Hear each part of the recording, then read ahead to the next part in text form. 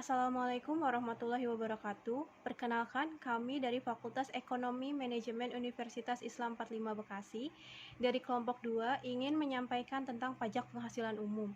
Di sini saya bernama Dewi Marita dan teman saya bernama Ekananda Novianti Sumardi dan Sela Rizkiana Putri akan menjelaskan tentang pajak penghasilan umum. Selanjutnya materi akan dibacakan oleh teman saya dan selamat menonton video ini. Assalamualaikum warahmatullahi wabarakatuh. Perkenalkan, nama saya Ekananda Novianti Sumardi. Di sini kami dari kelompok 2 akan menjelaskan tentang pajak penghasilan umum. Pertama, saya akan menjelaskan pengertian pajak penghasilan. Sejak tahun 1994, pajak penghasilan dipungut berdasarkan Undang-Undang Nomor 7 Tahun 1983 tentang pajak penghasilan. Pembahasan pajak penghasilan berikut ini didasarkan pada Undang-Undang Nomor 7 Tahun 1983 sebagaimana telah diubah terakhir dengan Undang-Undang Nomor 36 Tahun 2008 tentang perubahan keempat atas Undang-Undang Nomor 7 Tahun 1983 tentang pajak penghasilan, peraturan pemerintah, keputusan Menteri Keuangan, dan keputusan Direktur Jenderal Pajak. Pertama, pajak penghasilan adalah pajak yang dikenakan terhadap subjek pajak atas penghasilan yang diterima atau diperolehnya dalam tahun pajak. Sedangkan penghasilan adalah tambahan kemampuan ekonomis yang diterima atau diperoleh wajib pajak baik yang berasal dari Indonesia maupun di luar Indonesia yang dipakai untuk konsumsi atau untuk menambah kekayaan wajib pajak yang bersangkutan dengan nama dan dalam bentuk apapun. Selanjutnya, subjek pajak dan pengecualiannya. Subjek pajak adalah sesuatu yang mempunyai potensi untuk memperoleh dan menjadikan sasaran untuk dikenakan pajak penghasilan. Subjek pajak akan dikenakan pajak penghasilan apabila menerima atau memperoleh penghasilan sesuai dengan peraturan perundang-undangan yang berlaku.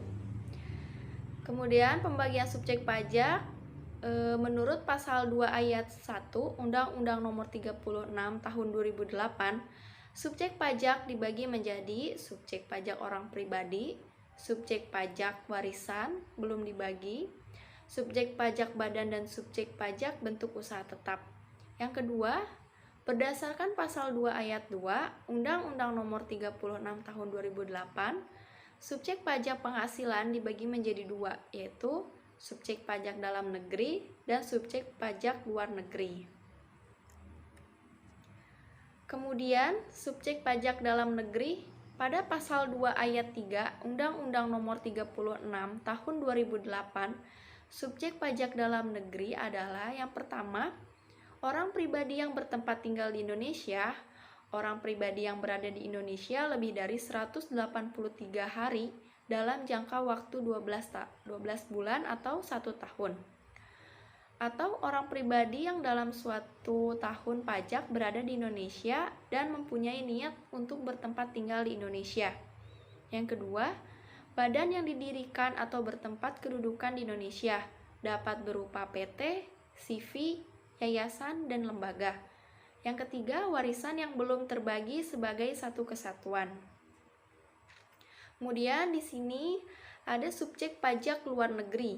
Pasal 2 ayat 4 Undang-Undang Nomor 36 Tahun 2008, subjek pajak luar negeri adalah yang pertama, orang pribadi yang bertempat tinggal di Indonesia tidak lebih dari 183 hari dalam jangka waktu 1 tahun. Yang kedua, badan yang tidak didirikan dan tidak bertempat kedudukan di Indonesia yang dapat menerima atau memperoleh penghasilan dari Indonesia tidak dari menjalankan usaha atau melakukan kegiatan melalui bentuk usaha tetap di Indonesia. Nah, sekarang kita akan mempelajari lebih dalam apa itu bentuk usaha tetap. Tadi kan sudah saya sebutkan subjek pajak. Nah, salah satunya adalah bentuk usaha tetap. Jadi, bentuk usaha tetap adalah Bentuk usaha yang dipergunakan oleh orang pribadi yang tidak bertempat tinggal di Indonesia. Orang pribadi yang berada di Indonesia tidak lebih dari 183 hari dalam jangka waktu 1 tahun, dan badan yang tidak didirikan dan tidak bertempat kedudukan di Indonesia untuk menjalankan usaha atau melakukan kegiatan di Indonesia. Kemudian, kita akan melihat kapan saat mulai dan berakhirnya kewajiban pajak subjektif. Orang pribadi dalam negeri. Nah, untuk orang pribadi ini, dia akan berkewajiban membayar pajak penghasilan sejak saat dilahirkan dan saat berada di Indonesia atau berniat tinggal di Indonesia. Ketika misalnya ada orang luar negeri sudah berniat tinggal di Indonesia, maka dia akan dimulai subjek pajak. Kemudian akan berakhir saat meninggal dunia dan saat meninggalkan Indonesia. Kemudian untuk subjek badan akan dimulai saat didirikan atau bertempat tinggal kedudukan di Indonesia. Kemudian akan berakhir saat dibubarkan atau tidak lagi bertempat kedudukan di Indonesia. Luar negeri melalui BUT. Jadi untuk perusahaan luar negeri yang menjadi badan usaha tetap di Indonesia, dia akan menjadi subjek pajak ketika menjalankan usaha atau kegiatan melalui BUT di Indonesia. Ketika usahanya berjalan, otomatis dia akan menjadi subjek pajak. Setelah usahanya berakhir atau saat tidak lagi menjalankan usaha atau untuk melakukan kegiatan melalui BUT di Indonesia. Selanjutnya, luar negeri tidak melalui BUT. Dia akan menjadi subjek pajak apabila saat menerima atau memperoleh penghasilan dari Indonesia. Misal, ada perseorangan orang luar negeri kemudian bekerja di Indonesia. Nah, ketika dia menerima penghasilan dari Indonesia, maka dia akan dianggap sebagai subjek pajak. Kemudian akan berakhir saat tidak lagi menerima atau memperoleh penghasilan dari Indonesia. Dan selanjutnya, warisan belum terbagi akan dimulai saat timbulnya warisan yang belum terbagi. Jadi, saat warisan itu timbul, maka akan dimulai subjek pajak dan akan berakhir saat warisan selesai dibagikan. Selanjutnya, saya akan menjelaskan pengecualian subjek pajak yang tidak termasuk subjek pajak. Pasal 3 ayat 1 Undang-Undang Nomor 36 Tahun 2008 sebagaimana dimaksud dalam pasal 2 adalah: yang pertama, kantor perwakilan negara asing. Yang kedua, pejabat-pejabat perwakilan diplomatik atau pejabat-pejabat lain dari negara asing, dan orang-orang yang diperbantukan kepada mereka yang bekerja pada dan bertempat tinggal bersama-sama mereka dengan syarat bukan warga negara Indonesia dan di Indonesia tidak menerima atau memperoleh penghasilan di luar jabatan atau pekerjaannya tersebut, serta negara bersangkutan memberikan perlakuan timbal balik. Yang ketiga, organisasi-organisasi internasional yang Indonesia menjadi salah satu anggotanya. Yang keempat, pejabat-pejabat perwakilan organisasi internasional seperti pejabat-pejabat PBB, ASEAN, dan seterusnya. Baik, setelah kita mengetahui subjek pajak penghasilan, terus kewajiban subjek pajak, terus pengecualian subjek pajak penghasilan, sekarang kita ke objek pajak penghasilan. Menurut pasal 4 ayat 1 Undang-Undang Nomor 36 Tahun 2008, objek pajak penghasilan adalah seperti berikut ini. Ada 4 poinnya. Yang poin pertama adalah penggantian atau imbalan berkenaan dengan pekerjaan atau jasa yang diterima atau diperoleh, termasuk gaji, upah, tunjangan, honorarium, komisi, bonus, gratifikasi, uang pensiun, atau imbalan dalam bentuk lainnya. Nah, pekerja yang mendapatkan penghasilan itu menjadi objek pajak penghasilan karena penghasilan itu sudah menjadi milik kita sendiri dan itu sudah menjadi nilai ekonomis kita dari suatu kegiatan. Ya, seperti gaji, upah, itu kita digaji karena kita bekerja di suatu perusahaan dan itu menjadi milik kita dan menjadi objek pajak. Lalu ada penghasilan dari usaha dan kegiatan. Usaha dan kegiatan kita juga termasuk objek pajak penghasilan. Lalu yang ketiga, penghasilan dari modal yang berupa aset gerak ataupun aset tak gerak seperti bunga, dividen, royalti, sewa, dan keuntungan itu juga menjadi objek pajak penghasilan. Nah, lalu yang poin keempat, penghasilan lain-lain seperti pembebasan utang dan hadiah juga termasuk objek pajak penghasilan. Nah, lanjut. Pengecualian objek pajak penghasilan. Tadi kan sudah dibahas objek pajak penghasilan itu beraneka macam. Nah, sekarang itu ada yang tidak termasuk objek pajak penghasilan itu ada 6. Yang pertama, bantuan, santunan, atau sumbangan termasuk zakat. Nah, itu tidak termasuk objek pajak karena bantuan itu dari orang lain. Dia itu memberi kepada kita, bukan kita yang minta, dan itu bukan penghasilan pribadi kita, jadi itu tidak termasuk objek pajak. Nah, terus yang nomor 2 ada aset hibahan yang diterima oleh keluarga saudara dalam garis keturunan lurus 1 derajat. Nah, ketika kita mendapatkan aset hibahan atau bisa disebut warisan yang diterima dari keluarga seperti ayah dan ibu, itu juga tidak termasuk objek pajak. Terus yang ketiga, penggantian imbalan atau sehubungan dengan pekerja atau jasa yang diterima atau diperoleh dalam bentuk natura atau fasilitas. Nah, ketika kita bekerja di suatu perusahaan, ada yang mendapatkan fasilitas dari perusahaan. Nah, fasilitas itu diberikan kepada kita dan itu tidak menjadi objek pajak. Nah, yang keempat ada pelayanan dari perusahaan sehubungan dengan asuransi kesehatan jiwa atau kecelakaan. Nah, ketika kita mendapatkan musibah, kita mempunyai asuransi kesehatan dari perusahaan. Nah, itu tidak kena pajak. Terus nomor 5, iuran yang diterima oleh dana pensiun baik yang dibayarkan oleh pemberi kerja maupun pegawai.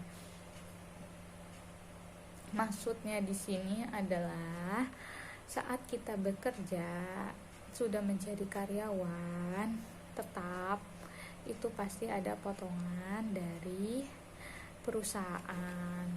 Nah, perusahaan itu memotong itu untuk tabungan pensiun kita. Nah, itu tidak dikenakan pajak. Nah, setelah kita dipotong, uang itu diberikan kepada bank. Nah, akan ditambah juga sama perusahaannya lagi. Setelah kita dipotong gaji kita untuk tambahan tabungan, pemberi kerja atau perusahaan juga akan memberikan berapa persen untuk tabungan pensiun kita. Nah, itu tidak dikenakan pajak. Nah, tapi setelah kita pensiun, kita ingin mengambil tabungan pensiun kita. Nah, itu akan menjadi kena pajak. Nah, yang poin terakhir adalah beasiswa. Nah, beasiswa itu diberikan kepada kita, itu tidak menjadi objek pajak. Semoga dipahami. Nah, di sini ada penghasilan kena pajak dalam negeri dan bentuk usaha tetap. Nah, di sini ada penghasilan kena pajak. Nah, pada pasal 6 ayat 1 Undang-Undang Nomor 36 Tahun 2008, besarnya penghasilan kena pajak bagi wajib pajak dalam negeri dan bentuk usaha tetap atau disebut BUT ditentukan berdasarkan penghasilan bruto dikurangi biaya yang mendapatkan, menagih, dan memelihara penghasilan. Nah, termasuk biaya yang secara langsung dan atau tidak langsung berkaitan dengan kegiatan usaha seperti biaya pembelian bahan, biaya yang berkenaan dengan pekerjaan atau jasa termasuk upah, gaji, biaya perjalanan hingga premi asuransi. Nah, terus ada penyusutan atas pengeluaran untuk memperoleh harta berwujud dan amortisasi atas pengeluaran untuk memperoleh hak dan atas biaya lain yang mempunyai masa manfaat lebih dari 1 tahun.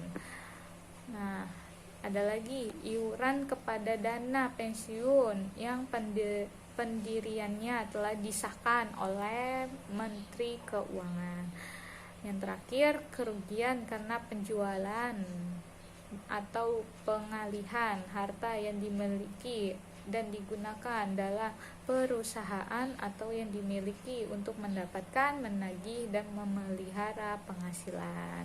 Nah, di sini adalah menjadi penghasilan kena pajak maupun BUT dalam negeri. Nah, tadi kan sudah dibahas penghasilan kena pajak dan BUT dalam negeri. Sekarang penghasilan tidak kena pajak dalam negeri. Pada pasal 6 ayat 3 Undang-Undang Nomor 36 Tahun 2008 kepada orang pribadi sebagai wajib pajak dalam negeri diberikan pengurangan berupa penghasilan tidak kena pajak sebagaimana dimaksud dalam pasal 7 ayat 1. Nah, di pasal ini ada pengurangan berupa penghasilan tidak kena pajak bagi orang pribadi yang menjadi wajib pajak. Nah, di sini ada tabelnya, ada status wajib pajak dan besarnya TPKP atau yang disebut penghasilan tidak kena pajak. Di sini ada angka-angkanya ya, bisa dilihat di sini, dipahami. Nah, di sini ada tambahan juga. Ketika seorang istri yang penghasilannya digabung dengan penghasilan suami dengan syarat penghasilan istri tidak semata-mata diterima atau diperoleh dari satu pemberi kerja yang telah dipotong pajak berdasarkan ketentuan dalam Undang-Undang Pajak PPh pasal 21 dan pekerjaan istri tidak ada hubungannya dengan usaha atau pekerjaan beban suami atau anggota keluarga lain. Nah, tabel ini semoga dipahami ya. Ini tabel ini sudah ditentukan pemerintah dengan pasal 6 ayat 3 Undang-Undang Nomor 36 Tahun 2008 dan tidak bisa diganggu gugat. Nah, di sini ada contoh soalnya. Ada 2 contoh soal. Nah, kita bahas soal yang pertama. Joko sudah menikah dengan mempunyai seorang anak. TPKT Joko dalam setahun adalah karena dia mengurangi. Jadi yang di tabel tadi untuk wajib pajak sendiri tadi kan tabelnya 15.1840 karena dia wajib pajak. Nah, karena dia sudah menikah, jadi ada tambahan wajib pajak kawin yaitu 1.320.000. Nah, karena dia punya anak yaitu satu anak, jadi dia dikenakan 1.320.000. Nah, dengan jumlah 18.480.000 ini menjadikan TPKP-nya Pak Joko. Nah, lalu di sini ada soal nomor 2. John atau warga negara asing bekerja di Indonesia pada tanggal 1 Oktober 2009 dengan kontrak kerja 2 tahun. Karena yang kita tahu, warga negara asing kalau sudah tinggal di Indonesia 183 hari itu menjadikan dia wajib pajak dengan ketentuannya, pasal-pasal UUD yang sudah ditentukan. Nah, John mempunyai 3 anak. TPKP John untuk tahun 2006 adalah wajib pajak sendirinya itu 15.840.000. Tambahan wajib pajak kawin karena dia kan sudah kawin 1.320.000. Nah, di sini soalnya punya 3 anak. Nah, sedangkan yang di atas contoh soal nomor 1 itu 1 anak. Jadi tinggal dikalikan 1.320.000 dikali 3 itu menjadi 3.960.000. Nah, dengan jumlah 21.120.000 menjadikan TPKP-nya Pak John pada tahun 2006. Semoga dipahami. Nah, di sini ada tarif pajak dibagi 2. Ada tarif pajak bagi wajib pajak badan dalam negeri atau BUT, dan ada wajib pajak orang pribadi dalam negeri. Nah, kita bahas dulu tarif pajak bagi wajib pajak badan dalam negeri atau yang disebut BUT. Yang di sini ada 4 poin. Yang pertama, menggunakan tarif tunggal 28% untuk tahun 2009 dan 25% untuk tahun 2010.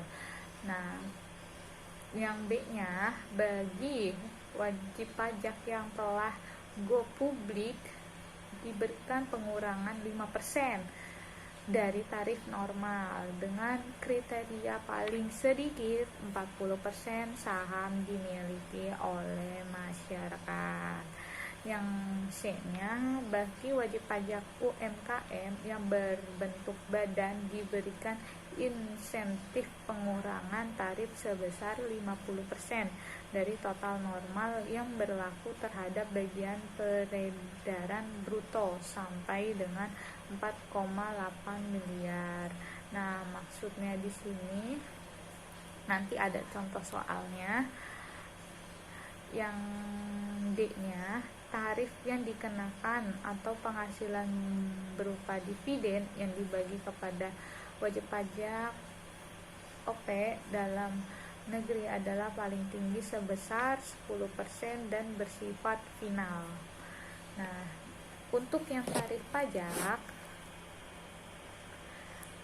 orang pribadi, di sini ada kotak-kotaknya ya. Penghasilan kena pajak dari 0 rupiah sampai 50 juta itu dikenakan tarif 5%. Untuk lebih dari 50 juta sampai 250 juta itu dikenakan 15%. Untuk yang 250 juta ke atas sampai 500 juta itu dikenakan 25%. Nah, untuk 500 juta ke atas itu dikenakan 30%. Nanti ada contoh soalnya, semoga dipahami. Terima kasih. Di sini saya akan melanjutkan penjelasan yang telah disampaikan oleh teman-teman saya. Di sini saya akan menjelaskan tentang bagaimana cara menghitung pajak. Sebelumnya, perlu diketahui wajib pajak, tarif pajak dibedakan menjadi dua. Perbedaan ini ditentukan berdasarkan kepada siapa pajak dikenakan. Pertama, untuk wajib pajak badan dalam negeri, serta bentuk usaha. Yang kedua, untuk wajib pajak orang pribadi dalam negeri. Cara menghitungnya, di sini kita mempunyai dua rumus. Yang pertama yaitu rumus penghitung pajak untuk badan, yaitu rumusnya pajak penghasilan kena pajak dikali tarif pasal 17, yaitu sama dengan penghasilan neto dikali tarif pasal 17. Sama dengan juga dalam kurung penghasilan bruto dikurangi biaya yang dikenakan UU PPH dalam tutup kurung dikali tarif pasal 17. Nah, yang kedua, rumus penghitungan wajib pajak untuk orang pribadi. Yaitu penghasilan kena pajak dikali tarif pasal 17, yaitu sama dengan dalam kurung penghasilan neto dikurangi PTKP tutup kurung dikali tarif pasal 17, yaitu sama dengan penghasilan bruto dikurangi biaya yang diperkenakan UU PPH dikurangi PTKP dikali tarif pasal 17. Pada saat ini kita memiliki contoh cara penghitungan pajak untuk badan dan juga untuk orang pribadi. Yang pertama yaitu untuk badan. Contohnya, PT Cahaya sepanjang tahun 2010 mempunyai penghasilan kena pajak sebesar 4,5 miliar rupiah dengan penghasilan kena pajak sebesar 500 juta rupiah. Besarnya pajak penghasilan yang harus dibayar atau terutang oleh PT Cahaya adalah seluruh penghasilan kena pajak yang diperoleh dari peredaran bruto tersebut dikenai tarif sebesar 50% dari tarif pajak penghasilan badan yang berlaku karena jumlah peredaran bruto PT Cahaya tidak melebihi 4,8 miliar. Pajak penghasilan yang terutang menjadi 50% dikali 25% dikali 500 juta, yaitu hasilnya 625 juta. 50% ini kita lihat dari sini itu dilihat dari peredaran bruto yang ada di soal, terus dikali 25% itu seperti merujuk pada pasal 17, yaitu khusus tarif pajak yang diberlakukan kepada wajib pajak badan dan bentuk usaha tertentu menjadi 25% yang berlaku pada tahun 2010 dan itu berlanjut hingga tahun ini. Lalu yang kedua itu ada contoh untuk orang pribadi. Contohnya itu Gunawan pada tahun 2010 mempunyai penghasilan kena pajak sebesar 241.850 juta. Besarnya pajak penghasilan yang harus dibayar atau terutang oleh Gunawan adalah, cara menjawabnya itu pajak yang harus dibayar yaitu 15% dikali 500 juta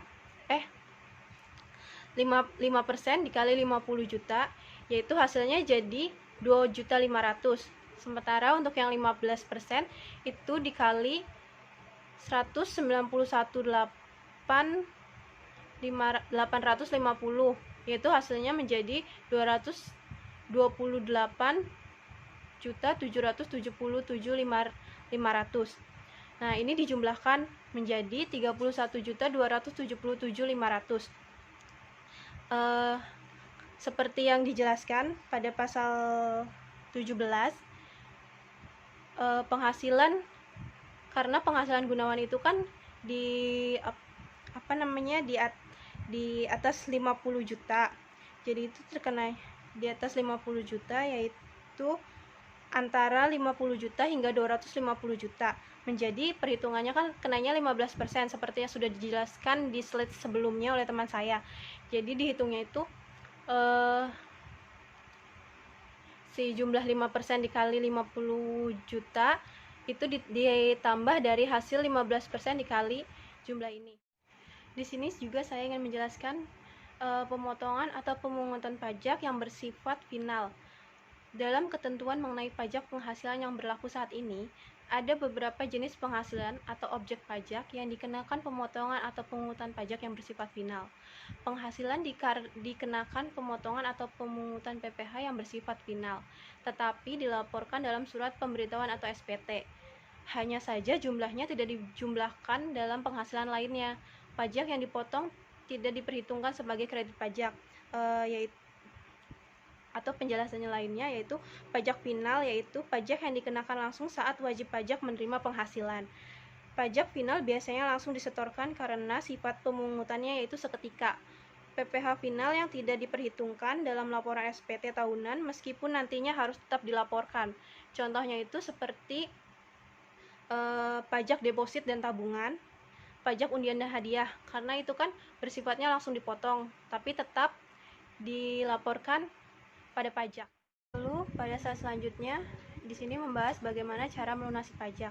Cara melunasi pajak itu dibagi menjadi dua berdasarkan Undang-Undang Pajak Penghasilan Nomor 7 Tahun 1983 sebagaimana telah diubah terakhir dengan Undang-Undang Nomor 36 Tahun 2008 yaitu Undang-Undang PPh, bahwa pelunasan PPh oleh wajib pajak dilakukan melalui dua cara, yaitu melalui cara pelunasan PPh dalam tahun berjalan. Pelunasan PPh tahun berjalan dilakukan oleh wajib pajak melalui mekanisme pemotongan atau pemungutan pajak oleh pihak lain dalam melalui pembayaran pajak yang dilakukan sendiri oleh wajib pajak. Pelunasan pajak dalam tahun berjalan merupakan angsuran pajak yang boleh dikreditkan terhadap PPh yang terhutang untuk tahun pajak yang bersangkutan, kecuali untuk penghasilan yang pengenaan pajak bersifat final, yaitu pelunasan pajak dalam masa pajak yang meliputi pembiayaan sendiri oleh wajib pajak, yaitu pada pasal 25 untuk setiap wajib pajak. Lalu yang kedua, pelunasan pajak sesudah tahun pajak berakhir dilakukan melalui mekanisme pembayaran SPT yang merupakan perhitungan PPh terhutang yang telah dipotong atau dipungut oleh pihak lain maupun telah dibayar diri sendiri, dan jumlah PPh yang masih harus dibayar untuk tahun pajak yang bersangkutan dilakukan dengan cara 1. Membayar pajak yang kurang setor, yaitu dengan menghitung sendiri jumlah pajak penghasilan terhutang untuk 1 tahun pajak dikurangi dengan jumlah kredit pada tahun yang bersangkutan. Lalu, membayar pajak yang kurang disetor berdasarkan surat ketetapan pajak atau surat tagihan pajak yang ditetapkan oleh Direktorat Jenderal Pajak apabila terdapat bukti bahwa jumlah pajak penghasilan terhutang tidak benar. Lalu selanjutnya di sini ada kesimpulan. Kesimpulannya itu, pajak penghasilan umum adalah pajak yang mengatur ketentuan umum subjek pajak dalam maupun luar negeri, baik itu wajib pajak orang pribadi, warisan yang belum terbagi, badan maupun BUT. Dengan objek pajak maupun pengecualiannya, semuanya telah diatur pada Undang-Undang Nomor 36 Tahun 2008 yang kemungkinan juga telah diperbarui lagi di masa mendatang, disesuaikan dengan kemajuan dan tingkat ekonomi masyarakat. Telah disebutkan bahwa cara penghitungan pajak terhutang adalah dengan mengetahui penghasilan netonya terlebih dahulu, yaitu penghasilan bruto yang telah dikurangi biaya-biaya yang boleh dikurangkan. Kemudian, untuk jumlah pajak orang pribadi, penghasilan neto tersebut dapat dikurangi terlebih dahulu dengan PTKP, dan setelahnya yang dapat ditetapkan tarif pajaknya yang dikenakan dengan tarif PPh umum pasal 17. Pelunasan pajak penghasilan tahun berjalan dapat dilakukan dengan dua cara, yaitu perluasan pajak oleh wajib pajak sendiri dan melalui pihak lain. Dalam hal pelunasan pajak oleh pihak lain, perhitungan, pemotongan, penyetoran, dan pelaporan dilakukan oleh pihak yang memberikan atau membayarkan penghasilan. Pelunasan pajak juga dilakukan tidak dalam tahun pajak berjalan atau sesudah tahun pajak berjalan. Lalu di sini ada saran dari kelompok kami, yaitu untuk meningkatkan jumlah wajib pajak yang sadar pajak atau taat bayar pajak, sebaiknya tata cara perpajakan selalu diperbarui sedemikian rupa agar tidak menyulitkan masyarakat Indonesia dalam pengurusannya, dan sebanyak mungkin diadakan seminar-seminar tentang perpajakan, sehingga perpajakan bukan hanya menjadi materi di dalam perkuliahan atau di sekolah menengah tingkat atas. Segini saja penjelasan yang dapat kelompok kami sampaikan tentang pajak penghasilan umum. Semoga apa yang telah kami sampaikan dapat bermanfaat bagi teman-teman sekalian. Kurang dan lebihnya mohon maaf. Wassalamualaikum warahmatullahi wabarakatuh.